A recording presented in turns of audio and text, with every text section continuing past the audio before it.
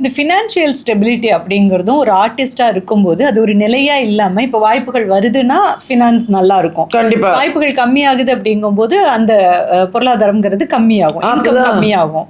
So அப்போ எப்படி handle பண்றது அப்படின்றது இருக்கு மேம். பிகாஸ் வெளியில இருந்து மக்கள் பார்க்கும்போது செலிபிரிட்டி, கிளாமர் இண்டஸ்ட்ரி, வா வாட் அ லைஃப் அப்படின்ற மாதிரி. But really what is going on? நான் தான் சொன்னேன்னு ஓப்பனாவே, நான் அதனால தான் பேக்கிங் எடுத்துக்கிட்டேன், கேக்கு விற்றேன், சோப்பு விற்றேன்.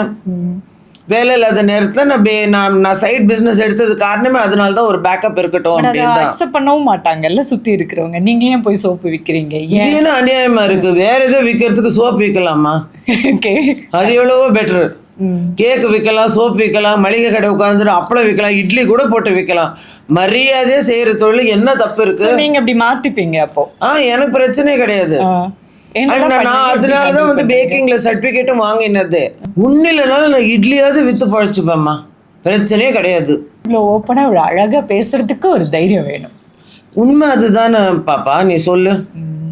நீ பிராக்டிகலா வேலைலாம் அப்படி நீ என்ன பண்ணுவ? நீ வாய்ப்புகள் இருக்கும்போது சம்பாதிச்ச சொத்து அப்படின்றது ஒண்ணு இருக்கும்ல, அது சேஃப்டி பண்ணி இருக்கணுமா? அது எப்போ போச்சு? அப்பதான் டைவர்ஸ்லயே போயிடுச்சு எல்லாம். அதுக்கப்புறம் திருப்பி அந்த மாதிரி கரியரே இல்லை நமக்கு.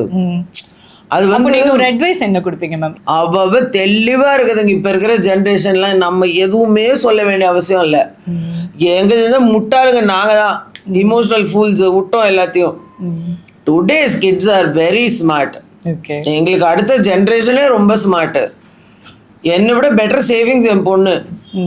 அதனால I don't have to tell her anything or any இந்த யங்கர் ஜென்ரேஷனுக்கு நான் அட்வைஸ் கொடுக்க வேண்டிய அவசியமே இல்லை.